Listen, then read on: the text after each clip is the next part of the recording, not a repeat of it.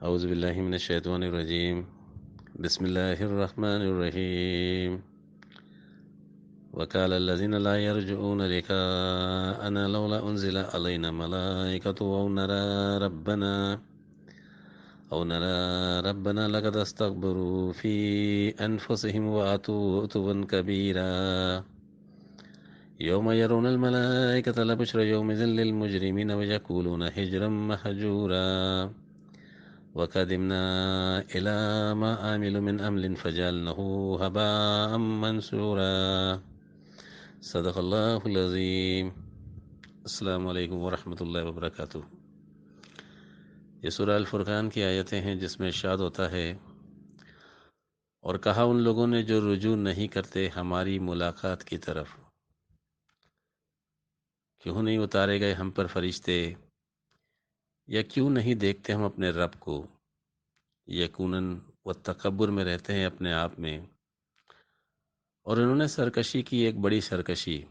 اس دن دیکھیں گے فرشتوں کو، کوئی خوشخبری نہیں ہوگی اس دن مجرموں کے لیے، اور وہ کہیں گے کوئی مضبوط رکاوٹ ہو، اور ہم نے ارادہ کیا اس کی طرف جو انہوں نے عمل کیے، کوئی بھی عمل تو ہم نے کر دیا اس کو ایک بخیرہ ہوا غبار۔ وقال الذين لا يرجعون لقاءنا، رجوع الی اللہ، اللہ پر ایمان لانا۔ اللہ پر ایمان لانے سے مراد یہ ہے کہ اللہ موجود ہے، یعنی جب وہ موجود ہے تو اللہ پر ایمان لانے کا تقاضا ہے کہ اس کی طرف رجوع کیا جائے۔ قرآن کریم نے اس بات کی طرف اشارہ کر کے فرمایا فَفِرُّوا إِلَى اللَّهِ، یعنی اللہ کی طرف پرواز کرنا۔ جب تک اللہ کا شعور نہ ہو انسان اس کی طرف پرواز نہیں کر سکتا۔ جب تک منزل مقصود کا علم نہ ہو انسان اللہ کی طرف رجوع نہیں کر سکتا۔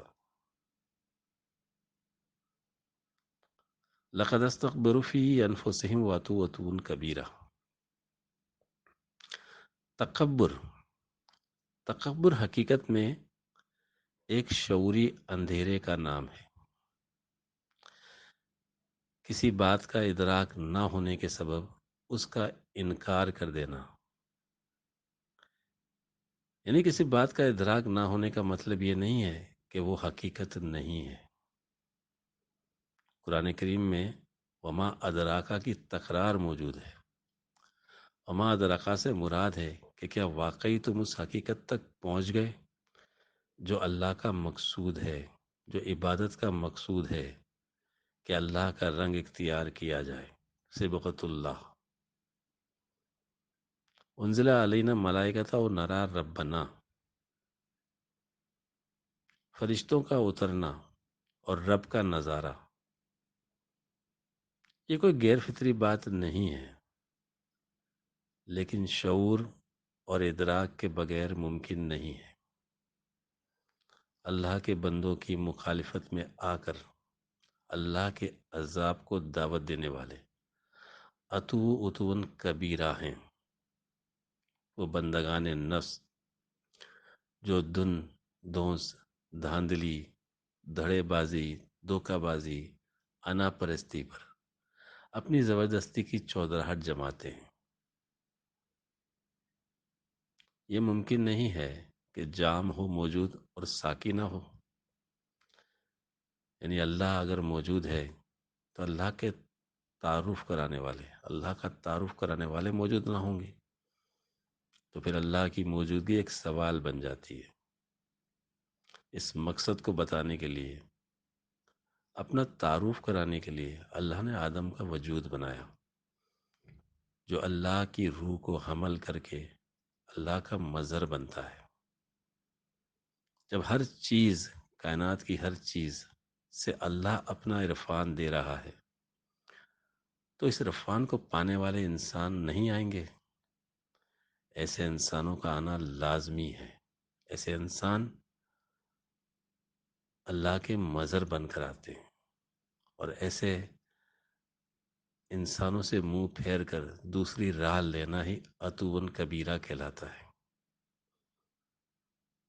یہی اللہ کی طرف رجوع کرنے کا راستہ ہے۔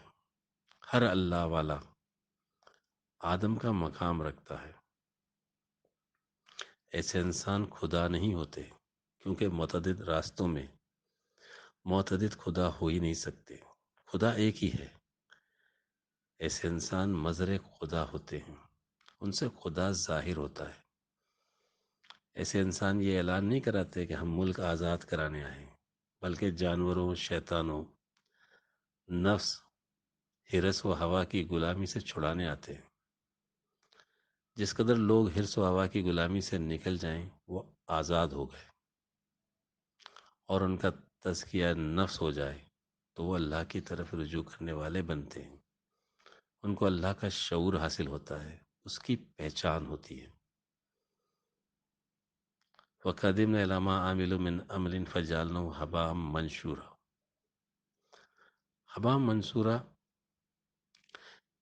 کسی چیز کا، کسی جامد مضبوط چیز سے ٹکرا کر پاش پاش ہو جانا۔ دنیا میں عقائد و نظریات کے اختلافات تشریحات کی بنا پر ہوتے ہیں،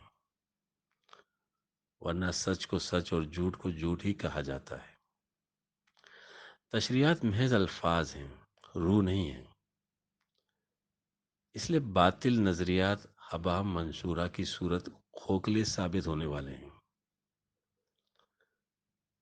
جب حق کی پیش قدمی ہوتی ہے، جب حق آگے بڑھتا ہے، تو باطل نظریات، باطل عقیدے ہبا منصورہ ہو جاتے ہیں، اڑتی ہوئی دھول کی مانند۔ یوم یرون الملائکۃ لبشری یومئذ للمجرمین ویقولون حجرا محجورا۔ نزول ملائکہ مقدرات میں سے ہے، مجرموں اور ظالموں کی مہلت ختم ہونے کا نشان ہے۔ اللہ اپنی سنت کے تحت جمالی صفت کے بعد جلالی صفت کا اظہار ضرور کرتا ہے، اور جب اللہ کا جلال اپنا اظہار کرتا ہے تو اس وقت کوئی مجرم دوسرے مجرم کے لیے معاون اور مددگار ثابت نہیں ہوتا۔ اللہ بشارتیں اللہ کی طرف سے ہوتی ہیں۔ مومن کے لیے دنیا اور آخرت کی بشارتیں ہیں، اور سب سے بڑی بشارت لقاء اللہ ہے، اللہ سے ملاقات ہے۔ وہ دن ہی مومن کے لیے عید کا دن ہے، اس لیے مومن کی جو عید ہے وہ کافر کی وعید ہے۔